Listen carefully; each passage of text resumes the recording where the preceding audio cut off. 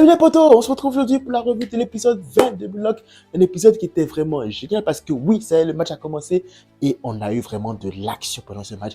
Pour le moment, cette première partie de match-là est très épique et c'était un régal de la regarder. Sans plus attendre, on rentre dans le vif du sujet. Et premièrement, en fait, il faudrait revenir sur les match-ups. J'ai bien aimé le fait qu'ils prennent le temps de nous expliquer qui va marquer qui pendant ce match. Que pour les deux premiers match-ups, il était vraiment question de personnalité et de physique. Shigiri contre Jubei, c'est vraiment les gars qui prennent soin d'eux, les gars qui ont les longs cheveux, tu sais, les gars qui sont assez BG, beaux gosses et tout. De l'autre côté, tu avais l'affrontement entre Baro et Aoshi. Deux gars qui sont vraiment en fait dans le physique, donc ça allait être vraiment le duel de celui qui utilise ses muscles plus que l'autre. Et après, maintenant, on passe aux deux derniers match-ups. T'as Nagi qui a voulu se fronter au numéro 1. Nagi voulait affronter Rin en 1 contre 1. Et enfin, le dernier match-up, c'est le duel entre Isagi et Bashira. Ça y est, la scène est placée, le match peut commencer. Et vraiment, quel match on a eu. Ça a commencé déjà dès le début avec l'équipe de Isagi qui est vraiment en fait a su imposer son jeu vite fait dès le début. T'as le cocktail d'individualisme qui avait bien pris.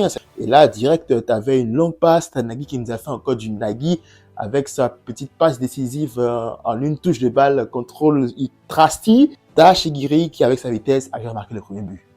Là, les gars se réveillent, t'as même Bashira qui est comme, ouais, ok, les égoïstes, ça y est, ils sont chauds là.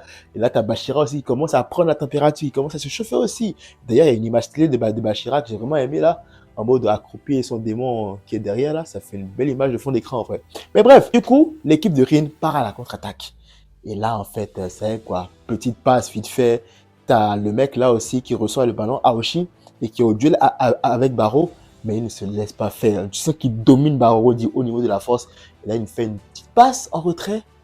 Pour qui? Pour Rin. Et je veux revenir sur cette séquence-là de Rin.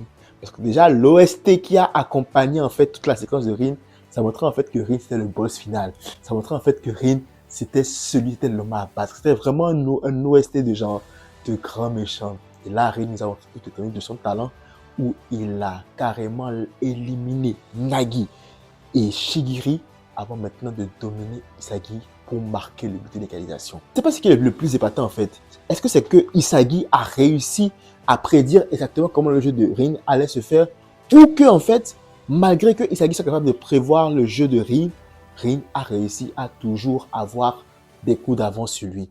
Et les deux en fait, ils pensent de la même façon. La clé du match se trouve en fait en ces deux joueurs là, plus un autre joueur sur lequel on reviendra après. Mais la clé du match, en fait, se trouve en celui qui arrivera à pousser ses capacités d'analyse au maximum. Donc, du coup, c'est super intéressant. C'est super style même, je dirais. On est à 1-1. Là, donc, tu as l'équipe de Rin qui continue. Ils continuent vraiment à mettre la pression. Ils mettent la pression de ouf. Et le problème, en fait, c'est que l'équipe d'Isagi, à un moment donné, se focus trop sur l'équipe de Rin. Et je pense que ça va être un facteur aussi déterminant dans ce match. Parce que s'ils ne se concentrent pas sur les autres, ça va être chaud parce que les autres là, ils ne sont pas des figurants non plus. Hein. On a vu l'autre Aryu, Jubei, le gars aux cheveux là, qui a réussi à récupérer une passe de Bashira et à faire une tête en plein air, non mais une détente en plein air pour pouvoir marquer le but du 2-1. Là, on se dit, ouais, mais les autres gars aussi sont chauds. Hein. Il ne faut pas se concentrer que sur Rin. Parce que Rin n'est pas le seul danger dans cette équipe. Non. Bref, donc là, on est à 2-1 pour l'équipe de Rin. Et là, tu as Nagi qui se réveille.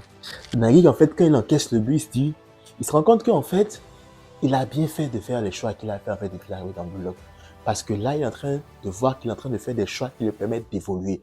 Il sent que son intérêt pour le foot est en train de grandir et qu'en même temps, lui aussi, il est en train d'évoluer. Il se fait un petit monologue où il dit « Ouais, Réo, en fait, tu as raison. Le bloc m'a changé. Maintenant, j'ai soif de victoire. Maintenant, je ne suis plus le mec qui est en mode « Ouais, je me bats le cou, je flemme, tout ça. » Non, maintenant, j'aime le foot. Maintenant, je suis passionné par le foot et je vais tout faire pour évoluer à chaque fois. Et ce sentiment-là, en fait, c'est Isagi qui l'a réveillé en moi. Et c'est pour ça que pour le moment, je suis Isagi et je jouerai avec Isagi jusqu'au bout. Ce qui nous a amené maintenant à l'éveil. Pas l'éveil de Nagi, mais en tout cas à une action vraiment incroyable de Nagi. Donc, c'est reparti vite fait pour une contre-attaque. Et Nagi reçoit un centre. Et du coup, en fait, Nagi va nous faire un truc. Je ne sais même pas en fait si c'est faisable dans le foot en vrai. Il va nous faire une feinte de volée. Parce qu'il s'apprêtait à faire une volée et Rin est venu vers lui et il a fait semblant de frapper une fois pour éliminer Rin. Et après avoir esquivé, il refait encore la volée. Et là, il va marquer le but de l'égalisation 2-2. Franchement, Nagui, quel génie. Et je disais justement qu'un autre facteur qui pourrait être déterminant dans ce match, c'est un autre joueur. Mais ce joueur, c'est Nagui. Nagui, il est incroyable. Nagui, il est juste magnifique. Petite parenthèse, je me rappelle d'une discussion que j'avais avec un pote à moi. Il disait en fait, qu'est-ce qu'on attendait le plus pour cette adaptation animée de Blue Lock? Moi, je disais plusieurs choses, hein, mais lui, il m'a dit, la seule personne que j'attends, c'est Nagui. Parce que les trucs de fou qu'il fait dans le manga, j'ai envie de voir ce que ce sera en animé. Et franchement, je tiens à te dire que tu avais raison. Parce que là, maintenant, en fait, Nagui nous fait un spectacle incroyable. Et il a même réussi, je dirais, à chauffer Rin. Parce qu'on a vu à la fin de l'épisode un Rin qui était sur les nerfs et qui, pour la première fois, avait un autre sentiment que l'indifférence, la colère. Et ça a été très bien matérialisé par la flamme verte qui sortait de ses yeux. Ça y est, Rin est énervé, Rin est chaud. Rin va maintenant donner son 200% dans ce match. Et ça nous promet une fin de match épique entre ces deux équipes qui n'ont pas du tout finir de nous épater. Franchement, très très très bon épisode de Blue Lock. Et que dire, à part que on a hâte à la suite de ce match mouvementé. Voilà, c'est tout pour cette petite revue de l'épisode 20 de Blue Lock. Si tu as aimé la revue, n'hésite pas à liker, à laisser un commentaire, ça fait toujours plaisir.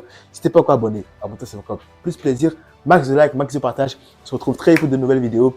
D'ici là, prenez tout soin de vous et de vos proches. C'est tout pour moi. Que la force vous accompagne.